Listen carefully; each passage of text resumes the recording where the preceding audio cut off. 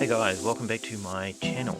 I want to quickly just show you how you might go about using a couple of our tools in unison. So that is, if you just want to do some basic color balancing, you might find that using a combination of tools is going to get you better results and still give you plenty of speed. So I was working with a couple of clips for another project. These are just stock images off pexels.com. So I wanted to just do some basic correction to these and just show you how I go about doing it. So the first thing you'll notice is that I don't need any scopes in order to do these corrections. They are very quick and easy, and this is how it works. Here you go, we've got this shot here, and you can see this one here. Skin tones are not that great, a little bit oversaturated perhaps, but fortunately it's a relatively easy fix. First thing I'm going to do is I'm just going to make sure that the white balance is up to snuff. So we will add an extra node in here. So we've got the second node, and on that second node I'm going to drop Tim's Tools Ultra Balancer. Now the way this works is it will tell you which direction you need to move your color wheels in order to get things to white. And if we just go back to the unaffected image, the original image, you'll see this camera is white, so we can use that as a good reference. So we'll turn this back on here. You can see I need to go towards green in order to get that camera white, so I'll just do that.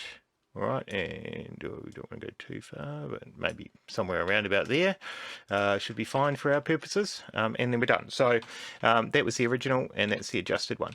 Now what you will see with this is obviously this particular camera is not, I don't know where this footage has come from, but this particular camera, not ideal with skin tones.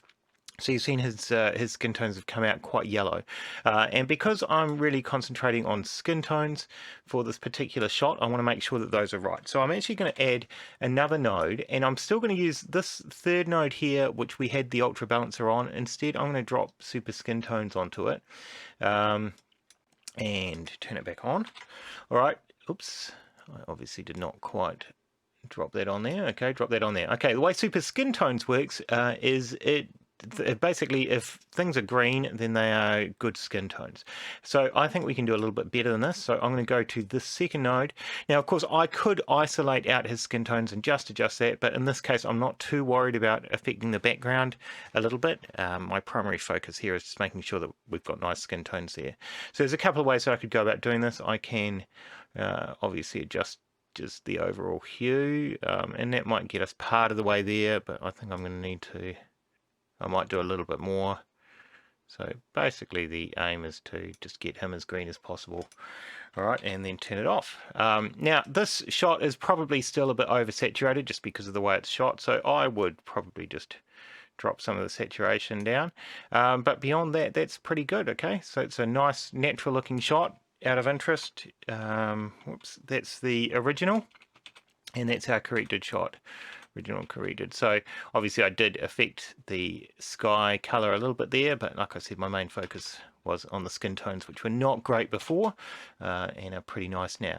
This node here I can actually get rid of now. That was just where the tools lived, so I can get rid of it if I don't need it anymore. Let me show you one other one here. Another shot here, the girl just walking into the bar. You can see here that there is clearly a bit of a color cast going on. So I'm going to do the same thing. I'm going to add a node, and I'm going to use that node to drop the Ultra Balancer on there. And we're trying to get this door frame white, so I need to go in the direction of blue. Now, of course, there you go, I've gone too far. So it's somewhere around about there. Of course, you could use just the white balance picker to do this, but you wouldn't then have any control. You wouldn't be able to actually see what you've done, whereas I can see what I've done in order to get this shot to where it is. Okay, so that was the original, and that's the fix. Now again, in this particular case, want to make sure that his skin tones are good. Whoops. Let's put the node in front of that.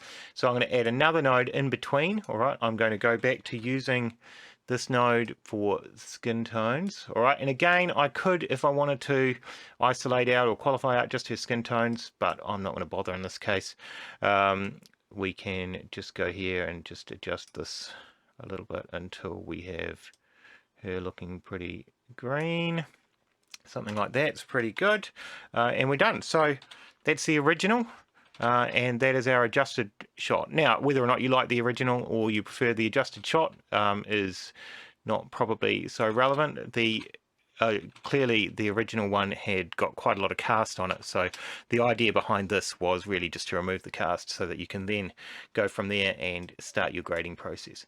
And again, once I've used the tools, I can get rid of them if I want to, and I can just take this shot, which I like, and I can do other things with it. So I might want to drop you compliment me on there, and actually make it just a nice sort of orangey teal thing, which I can do super simply and easily with that tool as well. So, you know, we can end up with quite cool results super quickly and easily.